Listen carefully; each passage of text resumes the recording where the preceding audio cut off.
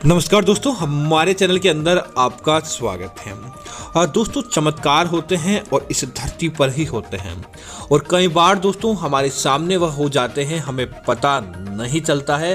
तो कई बार दोस्तों हम उन चमत्कारों का साक्षात हिस्सा बन जाते हैं। दोस्तों, आज की यह कहानी महाशिवरात्रि के मौके पर हमें यूपी के खेड़ा गांव में रहने वाले मनोज कुमार जी ने बताई है। तो दोस्तों, आज हम आपको इस वीडियो के अंदर उनकी साक्षात जीवन की कहानी बताने वाले हैं। दोस्तों, एक समय था, आज से 25-30 साल पहले की बात है, जो इन्होंने हमारे साथ शेयर की है। उन्होंने कहा कि वह आज से 25-30 साल पहले बहुत ही ज़्यादा गरीबी के अंदर जीवन यापन करते थे। उनका बस जीवन यही था कि घर से खेतों की तरफ जाना, खेतों का कार्य देखना और साथ ही साथ खेतों से वापस अपने घर की तरफ आ जाना। दोस्तों, जैसा कि आप जानते हैं, आपने कहीं कहानी और किस्सों के अंदर सुना है, नाग और नागिन का जोड़ा जहां पर होता है वह इच्छाधारी तभी बनते हैं जब उनके पास मनी होती है। और दोस्तों, नाग और नागिन भोलेनाथ के परम भक्त माने जाते हैं। भोलेनाथ उन्हें वरदान के स्वरूप नागमणि देता है और इच्छा धरने की शक्ति देते हैं। तो दोस्तों, यह वाकया भी मनोज कुमार जी के साथ ऐसा ही हुआ। इन्होंने अपने खेत और अपने घर से आने जाने का कार्य करते थे। खेतों के अंदर जाके पशुओं को चराना, इस प्रकार का कार्य करके अपना जीवन यापन करते थे। दोस्तों, एक समय की बात है, जब वह थक हार कर अपने जब काम के लिए गए थे, वहां पर उनका किसी कारण से मन नहीं लगा और थक हार कर वह अपने घर की तरफ जाने लगे। दोस्तों, संध्या काल था, जब सूर्य अस्त हो चुका था, तब उन्होंने देखा कि पास ही एक बड़े बरगद के पेड़ के नीचे से किसी के चिल्लाने की आवाज आ रही है। तब उन्होंने जाकर देखा, तब उनको छुपकर देखा तो एक नाग और नागिन का जोड़ा था और उनके पास एक बहुत ही ज्यादा चमकती हुई चीज थी। दोस्तों, इस चीज को देखकर मनोज जी का मन थोड़ा सा प्रभावित हो गया कि आखिर यह चीज क्या है। तब उन्हें एहसास हुआ कि यह नागमणि है और उन्होंने पाया कि जो नागिन है वह गर्भवती है। तब गर्भवती नागिन को देखकर उन्होंने अपने घर गए और घर जाकर उन्होंने उस मणि को अपने पास, नागमणि को अपने पास लेने की ठानी। लेकिन दोस्तों, उन्हें पता था कि नागमणि, नाग और नागिन ऐसे ही नहीं छोड़ते हैं, बल्कि उसको पाने के लिए कई प्रकार के जतन करने पड़ते हैं। तब मनोज जी ने रोजाना संध्या काल के समय पीपल के उस बड़े और बरगद के पेड़ के नीचे छुपकर नजर रखना शुरू कर दिया। तब उन्होंने सोचा कि जब इच्छाधारी जो नागिन होती है, पूर्णिमा के समय अपने बच्चों को जन्म देगी। तब उन्होंने निर्णय लिया कि पूर्णिमा के समय वह उस नागिन जब बच्चे देने के अंदर व्यस्त होगी, तब वह नाग को, क्योंकि दोस्तों माना जाता है कि जब गोबर किसी नाग के मुख पर डाल दिया जाता है तो वह नाग उसी समय मृत्यु की तरफ चला जाता है। तब मनोज जी ने यही किया कि अपने साथ पर रोजाना गोबर लेकर जाते थे। एक समय आया जब नागिन अपने बच्चों को देने के अंदर व्यस्त थी, तब मनोज ने नाग के मुख पर गोबर डाल दिया। दोस्तों, नाग की उसी समय मृत्यु हो गई। तब मनोज ने नागिन का वह फायदा उठाकर नागमणि अपने पास ले ली और छुपा दी।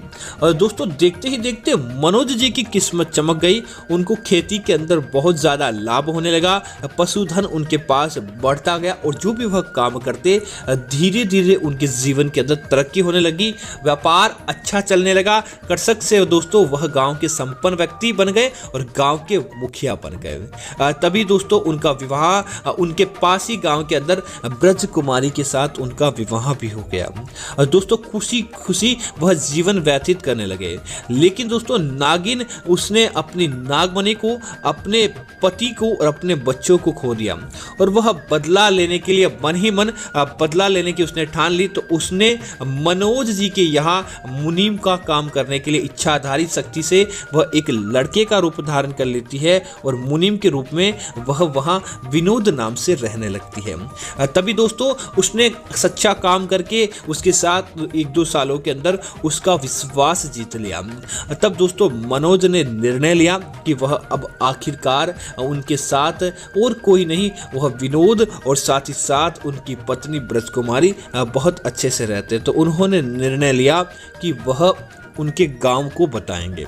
तब एक दिन मनोज ने विनोद को बुलाया और साथ ही साथ अपनी पत्नी को बुलाया और अपने साथ ले गया।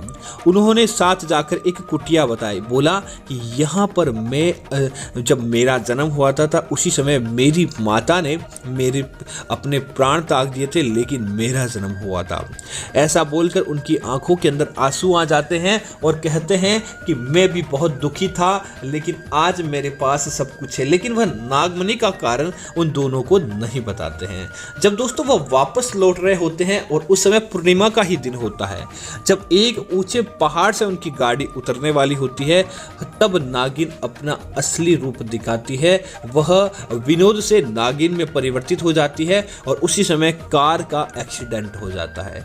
कार का एक्सीडेंट होते ही उनकी पत्नी ब्रज कुमारी तो दोस्तों साइड के अंदर एक पेड़ पर अटक जाती है और वह विनोद जो है, जो मनोज से कहता है कि अब मैं वही नागिन हूँ जो आज से 20 साल पहले तुम्हारे कारण मेरे पति और मेरे बच्चों की मृत्यु हुई थी और वह नागमणि तुमने ले ली। तब दोस्तों मनोज को अपनी गलती का एहसास हुआ और उसने बोला कि चाहे मेरे प्राण ले लो, लेकिन मेरी पत्नी गर्भवती है और मेरी पत्नी को बचा लो। तब दोस्तों नागिन को एहसास हुआ कि मनोज ने जो काम किया वह गलत है, लेकिन वह इनकी पत्नी के साथ गलत नहीं करेगी। तब दोस्तों नागिन ने उन दोनों को बचाकर अस्पताल पहुंचा दिया और उसके बाद वह नागिन वहां से गायब हो जाती है और वही बरगद के पेड़ के पास आकर अपने प्राण त्याग देती है। तो दोस्तों मनोज को अपनी गलती का एहसास हुआ कि उसने जो भी किया वह लालच के कारण किया और गलती के कारण किया। तो उसने अपनी वह नागमणि जो उसने कहीं सालों से छुपा कर रखी थी, उसे ले जाकर वह बरगद के पेड़ के पास ले जाकर रख देता है। तो दोस्तों वहां पर वह देखता है कि वह नागिन मरी हुई होती है। अब उस नागिन के प्राण इस संसार के अंदर नहीं है। तो दोस्तों वह बहुत ज़्यादा दुखी होता है और वह दोस्तों उस नागमणि को वहीं ज़मीन के अंदर गड्ढा खोदकर दबा देता है, वापस अपने पास नहीं लाता। घर आकर अपनी पत्नी को वह काम बताता है कि आखिर उसके जीवन के अंदर ऐसा बदलाव क्यों आया और आखिर ऐसा उसके क्यों देखने को मिला। तब उसकी पत्नी भी उसे कहती है कि लालच बुरी चीज़ है। जो व्यक्ति मेहनत के साथ काम करता है उसे सर्व कुछ मिल जाता है, और जो इस प्रकार का कार्य करता है उसे अपना व्यापार या अपने पत्नी या बच्चों या प्रियजनों को खोना पड़ता है। तो दोस्तों आप भी ध्यान रखें, हमेशा मेहनत करें, प्रभु भोलेनाथ की भक्ति पर विश्वास रखें, तो निश्चित तौर पर भोलेनाथ की कृपा से आपके घर परिवार के अंदर अपने आप ही समृद्धि देखने को मिल जाएगी। दोस्तों अगर आपके पास भी ऐसी कहानियां हैं तो हमें ज़रूर शेयर करें, ताकि आपकी कहानी को भी हमारे इस चैनल के माध्यम से आपको बताया जाए। यह मनोज जी की कहानी थी जो हमने आपको बताने का प्रयास किया। उम्मीद है कहानी आपको अच्छी लगी होगी। ऐसी अन्य कहानियों के लिए आप हमारे चैनल को सब्सक्राइब करें और साथ ही साथ वीडियो को लाइक और शेयर करना ना भूलें, ताकि इस प्रकार की जानकारियां आपको मिलती रहे। धन्यवाद मित्रों। जय श्री राम मित्रों।